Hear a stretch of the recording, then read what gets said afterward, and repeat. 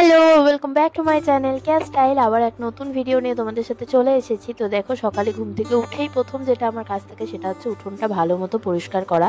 কিন্তু এখন যে হারে হাওয়া হয়, এক জায়গায় সব পাতাগুলো করি, তারপরে হাওয়াতে সবই উড়ে যায়। মানে উঠোন ঝাড় দিতে আমার মোটামুটি 15 থেকে 20 মিনিটের মতো লাগে।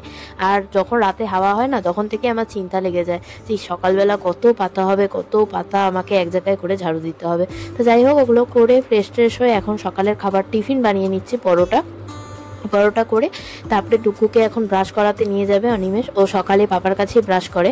আমি প্রথমে ব্রাশ করাতাম, কিন্তু কি হয়, আমার কাছে এত দুষ্টুমি করে আর ব্রাশ করতে করতে তোমার মানে বমি করে ফেলে।